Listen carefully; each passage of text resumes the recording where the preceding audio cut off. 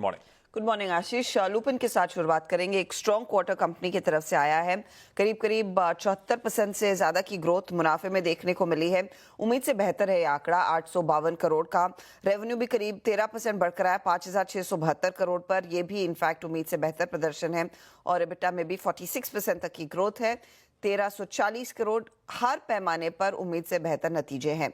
Margins आए हैं 23.6% पर। अब कंपनी ने थोड़ा सा अपनी प्रेजेंटेशन में ब्रेकडाउन दिया है कि बिजनेस परफॉर्मेंस कैसा रहा है। उस लिहाज से इंडिया में करीब 20% की ग्रोथ, नॉर्थ अमेरिका में 6% की growth, US sales to be precise $220 million के आसपास है। 3% तक की सालाना ग्रोथ देखने को मिली है। ग्रोथ मार्केट्स 12% बढ़े। एपीआई बिजनेस में 10% तक का इजाफा देखने को मिला है। ये इनफैक्ट एक अपडेट आया। इंडियन होटल्स भी रेडार पर रहेगा, जहां पर मुनाफा 554 करोड़ पर आया, लेकिन यहां पर ध्यान रखिएगा एक 307 करोड़ का वन टाइम गेन है, वो ताज सैट्स के कंसोलिडेशन के साथ। उसके बियॉन्ड अगर आप देखें तो रेवेन्यू 27% बढ़ा है, एबिटा में 41% तक का इजाफा है और मार्जिन्स भी बड़े ही हैं। एवरेज रूम रेट जो है इंडस्ट्री के मुकाबले 10,100 पर है, ऑक्यूपेंसी 71% पर, और रेव पार यानी कि रेवेन्यू पर एवरेज रूम 7,200 के आसपास है। तो नंबर्स अच्छे हैं।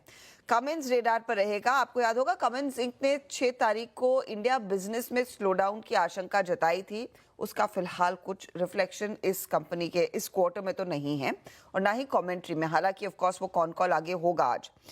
मुनाफा 37% बढ़कर आया है, 450 करोड़ का, उम्मीद से बेहतर है फिगर। रेवेन्यू 31% बढ़ा है, 2,492 करोड़, ये भी एक्सपेक्टेशन से काफी बेहतर है।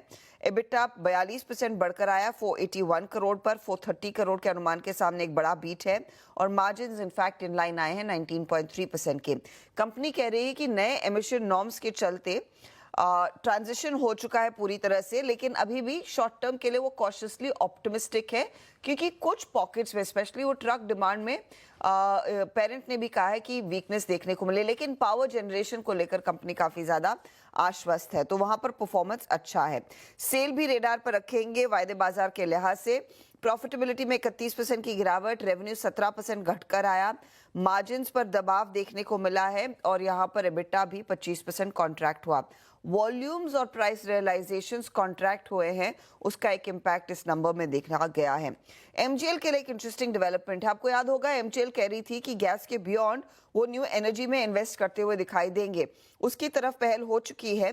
तो एक यूएस की कैलिफोर्निया बेस्ड कंपनी है आईबीसी, उसके साथ ये एक जॉइंट वेंचर में उतर रहे हैं, जिसमें 40% स्टेक दरअसल इस जेवी में एमजीएल का रहेगा। दोनों इकाइयां मिलकर दरअसल भारत में बैटरी मैन्युफैक्चर करती हुई दिखाई देंगी। Lithium ion battery cell manufacturing की फैसिलिटी यहां पर लग रही है और वो लार्जली इंडियन मार्केट के लिए टेलर्ड होगा। तो एमजीएल की तरफ से ये पहल हुई है, तो ये स्टॉक भी आज दरअसल फोकस में। रखिए तमाम स्टॉक्स अपने